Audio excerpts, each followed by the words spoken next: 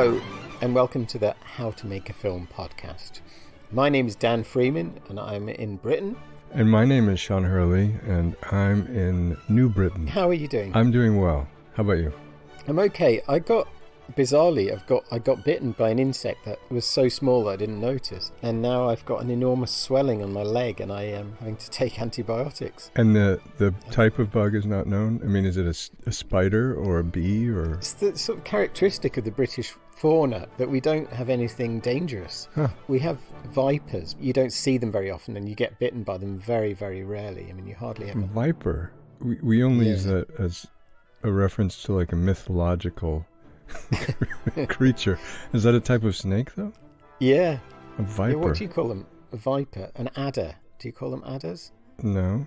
Is viper a catch-all term for snake, or is this specific? No, it's a type. I think it's the only poisonous snake we have in Britain. Huh. In the fields around here, we get grass snakes, which are just very beautiful and completely harmless. They just come up to you and like give you little things, don't they? Those little pieces of grass. Yeah, that's what they're known for. Here's a grass, sir. Thank you, grass snake. Yes. And then the viper bites you. I've got quite exciting things have happened. Spent all week making this creature called an avanc with the art department on the film. Oh, very exciting. And an avanc is a mythical Welsh water creature. Like a viper. So the artists have been creating, and it's been very exciting. And I've say we've been doing it all week. They've been doing it. I've just been going, I think the eyes should be bigger. And they've been sort of, That's what the director's supposed to do.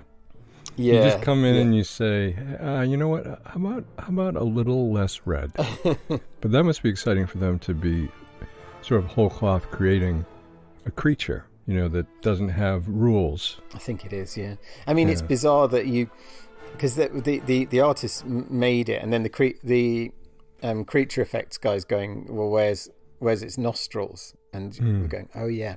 And then we're thinking, actually, no, we want it to look cool. It doesn't have to be really coherent. I think those are the interesting discussions, when you start talking about like where are the nostrils, and then you're like, well, maybe they don't have them, or maybe it's you start. I don't know. That's where it really starts taking shape and hold.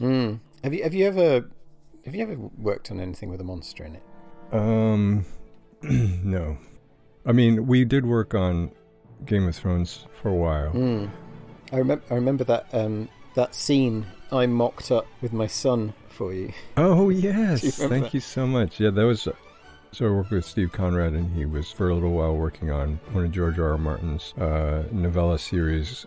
I had an idea that I wanted to pitch to Steve on how we should take it. And when I do have ideas, I often turn them into videos for Steve. And Dan and his son helped me with an animation that I made to help sell my idea to Steve, which didn't work. But it was through no fault of yours. I think it worked brilliantly, actually. No, I mean in terms of selling it to Steve as a concept for how we should go. Didn't Steve? I thought Steve liked it, and George R.R. didn't. Or George? No, Steve liked it, but he had his own idea. It's often the case where you're trying to, I'm sort of hoping maybe he doesn't have any ideas, and he's looking for something, and so I will provide how I really see it, how I really would like to take it, and that doesn't usually happen in the big type of way, like we were working on Time Bandits for a little while, and I had a whole vision for Time Bandits, which I turned into a video, like 10 minutes long, and it was all about how Terry Gilliam's Time Bandits, Brazil, and Baron Munchausen actually were part of one world and part of Terry Gilliam's world, and Time Bandits was Terry Gilliam as a child. Brazil was Terry Gilliam as a middle-aged man, and Baron Munchausen was him as an old man. And so my pitch for the Time Bandits was to make use of this kind of concept, and that we'd actually move through all three of these worlds of Terry Gilliam's. And I loved it so much, and Time Bandits was huge. I loved Time Bandits when I was young, and I still love it. I just thought it was so magical to me.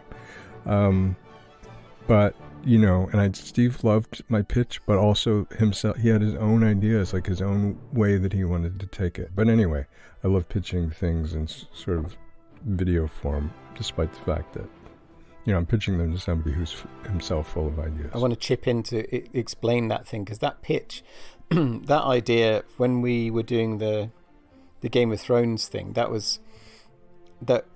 idea was that the knight was trying to test a young boy who was secretly of noble birth to see if he could maintain his peasant guise and not defend his mother's honor.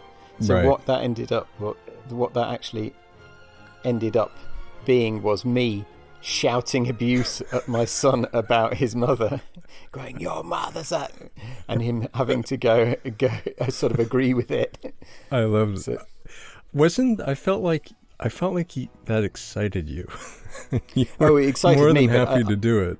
Oh yeah, it was great fun, but it was for my son. It was just the absolute best thing ever. He loved it. It's so good. I'm still very thankful for that. Thank you. It was a great pleasure. One day we'll write something together, and that'll be brilliant. That would be, but we first have to go to the Badger. We do have to go to the pub. This is a dream. This is a long time dream that we've had. Yeah. Which is, Dan has a local pub called the Badger, which I just imagine it, just in the middle of a beautiful, dense field, empty field, gray and rocks, and it's just a little stone hobbit hut, and there's a fire in there, and it's just like dirt falling from the ceiling, and just charming old people raising glasses and cheery cheeked. And is that what it's like? I mean, it's not that far off. Okay, good. The Badger. I mean, this week, sort of leading up to Christmas, I'm just, it's dark here and it's cold and it's wet, and I'm just dying to go to the pub and just sort of throw off all cares and just sit there with the old boys in there and have a pint of plum porter, which is deadly. But, God, plum porter. That doesn't sound real. That sounds so Bilbo Baggins. I mean, yeah. You always say this about everything I tell you. I know. Sorry. But no, I mean, we basically live in Middle Earth. But I mean, they keep seeing things or hearing things, and I think I must tell Sean that's a real thing. But you often will write me little messages, like you write the name of like several towns and just say these are real names. Yeah. Oh, we don't have that. We have nothing equivalent to the pub experience here. I spent some time in Ireland, and so I got to sense that, this is people go in here, they kind of know people, they kind of don't know people, but it's a different atmosphere than like a bar in America. It's more of a community area. I've got something else to tell you that's exciting. That, so far we have Insect Bite, Avank, our dreams of the Badger. Were you about to give us another announcement? I was going to give you another announcement because last night I went to see Macbeth. Oh my gosh, yeah. In Liverpool. Ralph Fiennes. Yeah, Ralph Fiennes and Indira Varma. And it was really good. It's in a sort of warehouse. As you go in, there's a kind of industrial wasteland and rubble everywhere and a burnt out car. I mean, this is what Liverpool is like generally. But this is the set. Yeah, it's like a sort of a post-apocalyptic or very, modern war. And they had some of the cast standing round on guard, with their hands behind their backs, their legs apart, like military. And it was brilliant. I mean, it was so good. Were you seated? I'm picturing you standing up in this warehouse. Or were you seated? Or how was it? We were seated. You were. The tickets were really cheap. They were 15 quid. Wow. For Ralph Fiennes? For Ralph Fiennes. But I was sat behind the tallest man in Britain. No. Yeah. What have you been? You give us some news. What have you been doing? I'm trying to figure out what to do next, and it's very difficult. I feel like, I don't know, I'm trying to find things to write, and I'm just... I was hoping that you would write something for the Secret Planet website, because I've just kind of set up this area where you can send in reports of your explorations of the secret planet. The secret planet is a world that was discovered in the late 1890s, and it was explored by Lady Emmeline Locke, who was the discoverer of it, and she wrote a journal of it.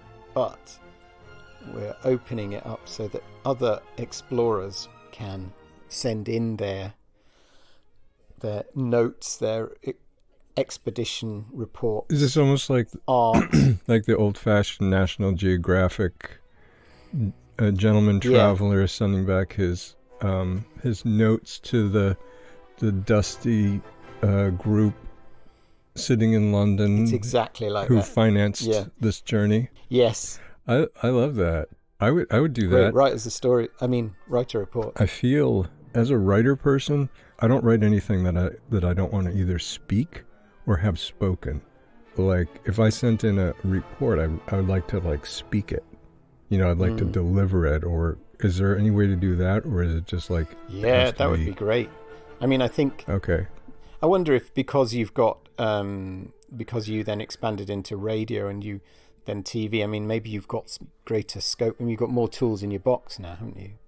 So I think we should introduce at this point our new. We've come up with a feature for this podcast. Oh yeah. And the feature, dangerous one. It's my idea. So I'm naming. It was Dan's idea. So if it's not good, it's Dan's fault. It's called Fraudulent Film Reviews. Now this is where one of us asks the other one to review a film they haven't seen yet. The idea came from I knew somebody who had had a show reviewed really badly by someone. So this journalist said, it was so embarrassing, the audience were blah, blah, blah. And it turned out the journalist hadn't been to see the show at all. That's so low. It is That's so low. A viper. And what's happened here is I have asked Sean to review a film that he hasn't seen. He has no knowledge of it, apart from he's seen the image and he knows the title. So here... I'd never heard of it either. Okay, you didn't... Yeah. Is it a well-known movie? I can't remember what movie it was because I'm very old. It's The Ritual. The Ritual. I remember it quite well. Yeah. now that I've come up with what I think it is, I have it was really good too. I loved it. Right. Well, here's your review of it. Here's Sean's fraudulent film review of The Ritual. Warning. This is a fraudulent film review. The following film, The Ritual, has not been seen by the following reviewer, Sean. Sean has neither seen The Ritual nor heard of The Ritual. He has very little money and has only glanced at the movie poster. It should be noted that Sean has very poor vision, in addition to being poor, unworldly, and an outcast. Yet here is his fraudulent film review of The Ritual. Paul Rudd, Viggo Mortensen, Kevin Spacey, and John Turturro star in The Ritual, a bleak homage follow-up sequel of sorts to 2011's Liam Neeson survival horror film The Grey, about a group of oil men stranded in Alaska after their plane crashes, leaving them to fight both wolves and each other, all while being terrorized by the Grey itself, which might be referring to the sort of dim light they have up there, hence the title. The Ritual is a redemption story that follows the 4 now grown-up children of the oil men who died in the Grey as they set off into the Alaskan wastes to find the bodies of their fathers, and hopefully to each kill a wolf. Their goal, just to be clear, and stated at the outset, in a group voiceover of an email chain the men share, is to find and bury their fathers while also killing a wolf to bury alongside them in a sacred ceremony of closure that they come to call the Ritual.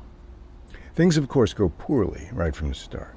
In an eerie bit of déjà vu, their plane crashes into the Alaskan wilderness, just like their father's plane.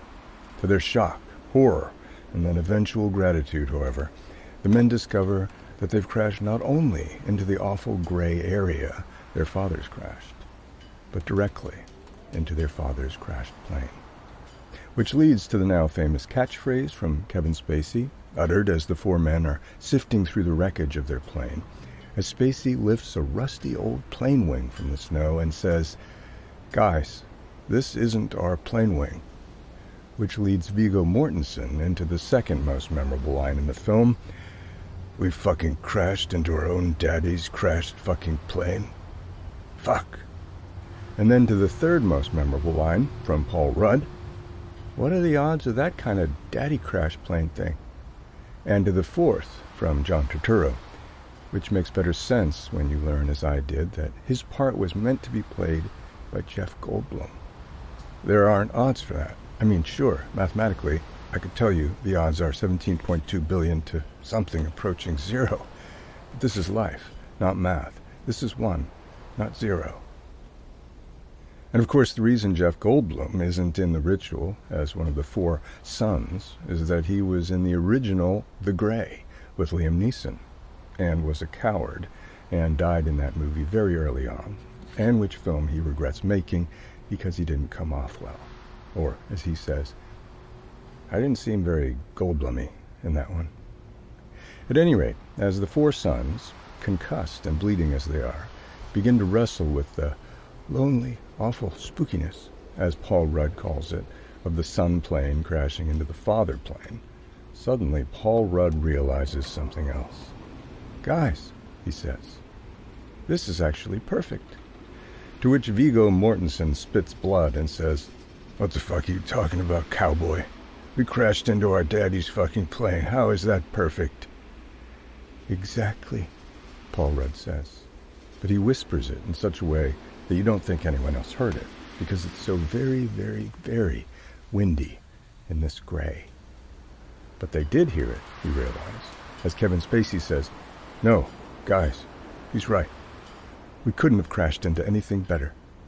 Whereupon John Turturro tries to mutter the following comic PG-13 line, as only Jeff Goldblum could. "Well, I don't know about that. We could have crashed into Dolly Parton's chest." Which gets a laugh both from the concussed men and the audience, and is the sort of brilliant, sexy kind of comedy that allows for what in film circles is called a distransient, which means that because everyone is now thinking about Dolly Parton's anatomy, the filmmakers can sort of gloss over all the health concerns the men have been contending with. And so you'll see that immediately after the Dolly Parton line, all the men are healed and back to normal. No longer concussed, and all the blood trickling from their noses and scalps has just disappeared. And even their clothing is brand new, and no longer torn and scorched from the crash. This to avoid any long, boring scene where they have to tend to their wounds or change into new clothes. And allows them to get concussed again later on and have facial bleeds, and also means that we can track their progress following the plane crash by means of their increasingly damaged outfits. Before setting off to find the bodies of their fathers, they begin to put on their backpacks awkwardly to show how unprepared they are, even to put on a backpack, let alone survive the same miserable gray their fathers didn't. And it's here that we have a bit of comedy, as Paul Rudd tips over from the weight of his backpack, which is largely full of Slim Jims, which Slim Jims are revealed as he tumbles into a crevasse head first, and all the Slim Jims fall out into the void. All this while Viggo Mortensen goes sliding hundreds of yards along an ice patch due to the heft of his backpack, which is full of grain alcohol, before they all head out deeper into the gray, just as their fathers did. During this downtime section of traveling somewhere, each man tells a story about fishing with his pappy. It's also here, and importantly, that the language around fathers shifts. No longer are they referred to as dads or fathers, but they are now pappies, which seems to be a term of great endearment to each of their semi-orphan boys. Their mothers are all alive and well, but they feel the loss of their pappies so strongly, they each self-describe as semi-orphaned. One time, long ago, before I became a semi-orphan, my pappy took me fishing along the old canal. Paul Rudd's pappy reminiscence begins. I remember the first time my pappy took me fishing, Viggo Mortensen says. Threw me in the fucking ocean and drove away. Was it a car? Paul Rudd asks. But Viggo ignores him. Threw me in the fucking ocean with nothing but a hook in my hand. He put the hook in your hand? Like you were bait? Paul Rudd says. Viggo ignores this too. In fact, he ignores Paul Rudd for the rest of the film, which actually proves very satisfying and has become, in retrospect, one of my favorite parts of the film. That's how he taught me how to fish for shark, Viggo concludes. Good thing you went last, John Turturro says, and it's really his best delivery of a Jeff Goldblum line in the film, because the other men's stories about fishing with their pappies turned out to be quite mild when compared to Viggo's pretty intense one. Now, at this point, all four men are shivering, and strangely, perhaps because of the length of this sequence about fishing with their pappies, they are all soaking wet. And so they decide to set up Ice Station Zebra, Camp 1, as they call it.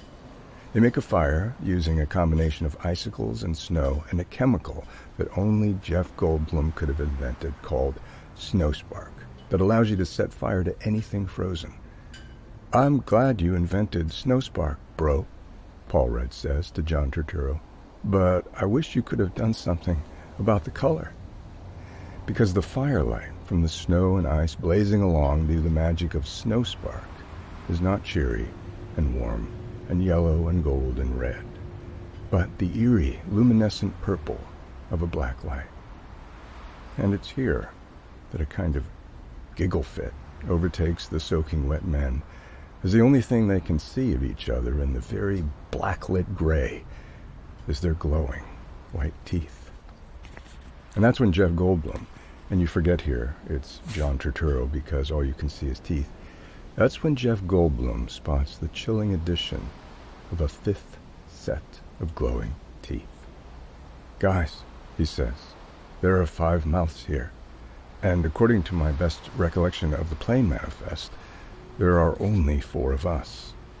Thankfully, it's just their grizzled old bush pilot, Nick Nolte, who the 4 men had completely forgotten about in their concussed, we crashed into our father's plane, state of bewilderment.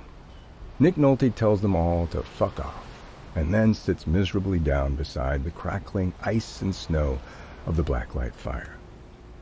After explaining the science of Snow Spark, they then each tell Nick Nolte an abbreviated version of their fishing stories, which is probably the reason Nick Nolte ends up as wet as he does.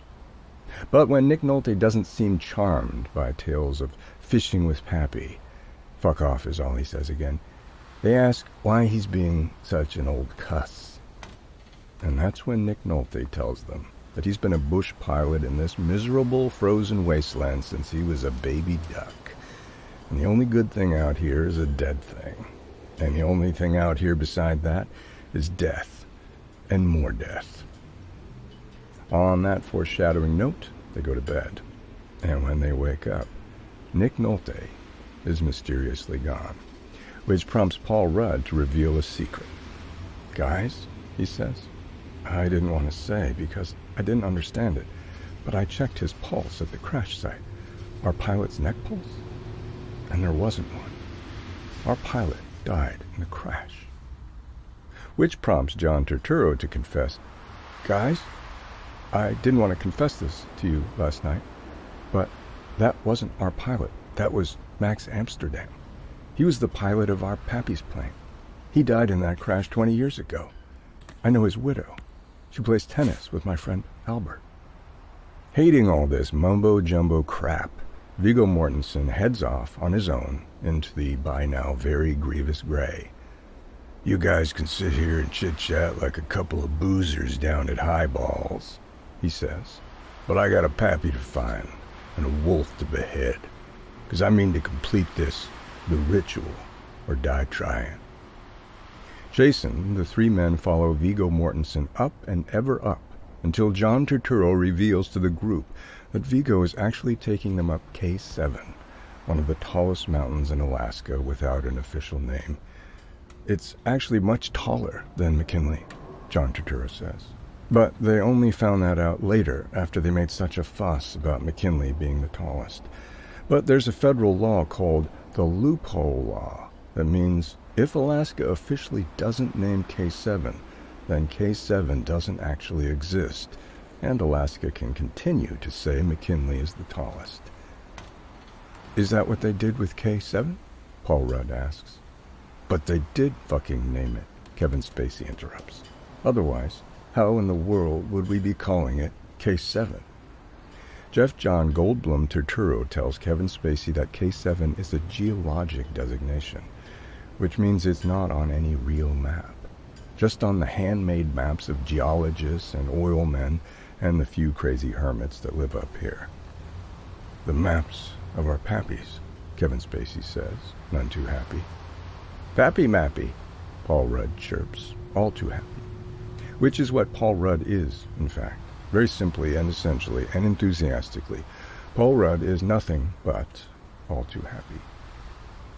Yet this news becomes increasingly painful to the men, especially Kevin Spacey, who finally breaks down, saying, "We're hiking up the tallest mountain in Alaska, which means we're hiking up the tallest mountain in the world.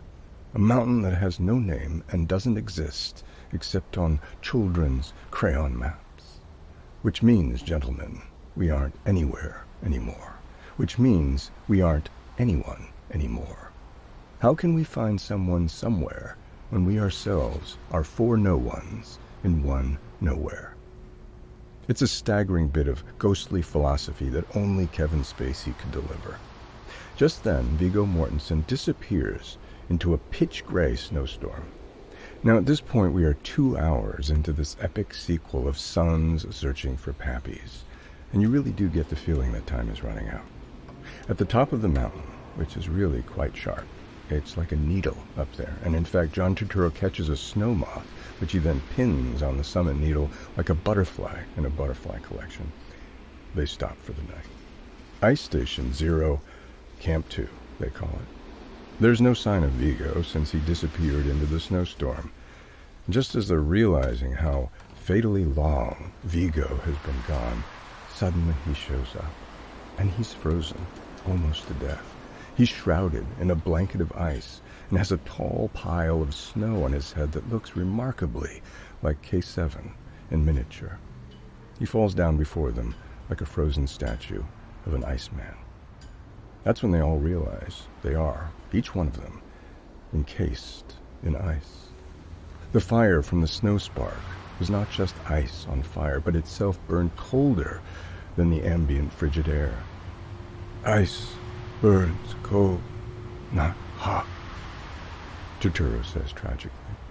And as wet as they were from their fishing stories, each man was soon covered in ice.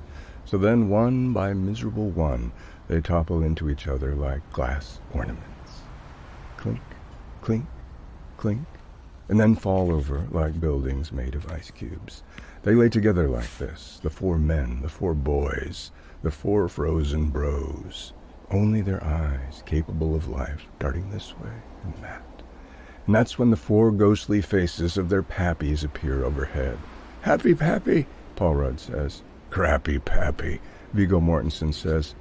"Snappy pappy," Kevin Spacey says. And then after a while, John Turturro says it too. But not only are the pappies not ghosts, but they have long hair and great mountain beards and are wearing polar bear skins because they never died. They've lived in this gray wasteland for the last 20 years, surviving only on snow and ice and every cold thing. "Howdy, son," each of the pappies says. And then Jeff Goldblum, John Turturro's cowardly pappy, who we gathered during Turturro's fishing story had been working on Snowspark at the time of his death, and which work had been brought to fruition by John Turturro just in the nick of time. Jeff Goldblum says, "Proud of you for taking us to the end of the line with Snowspark." And even as he's saying this, he's squeezing out long streamers of the petroleum-based Snowspark over the four fallen suns. And then the four old pappies, with 4 old matches, set their 4 frozen boys alight. And the movie ends with them giggling at the sight of their glowing white teeth in the black light of their burning suns. And as we fade out, seeing less and less of their smiling white teeth in the very black of the gray, a 5th set of teeth arrives. And it's Nick Nolte, we realize, the dead pilot.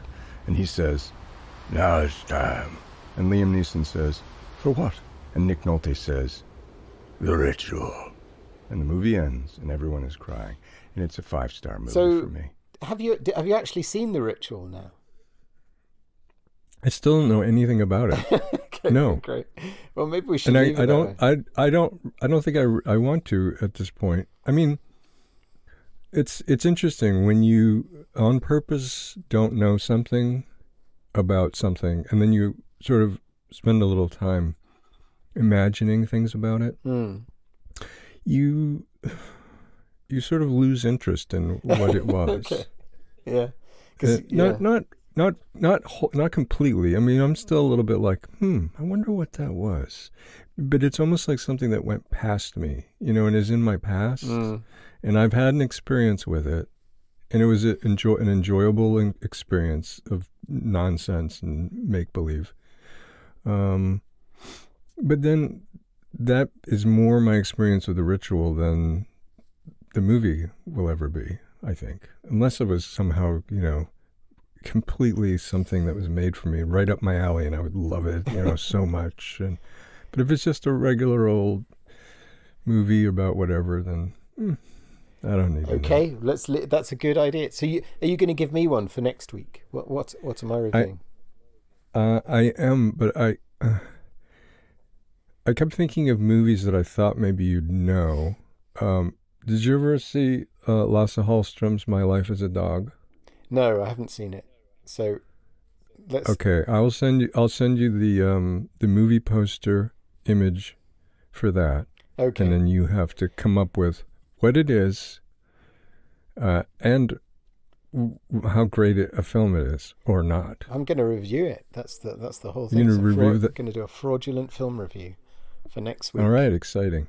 Mit Lief und Hund, which is the original. That was poorly done, so I apologize to all of our Swedish listeners. I might review it in Swedish. If you can do that, no problem. You'll be the winner of Fraudulent Films.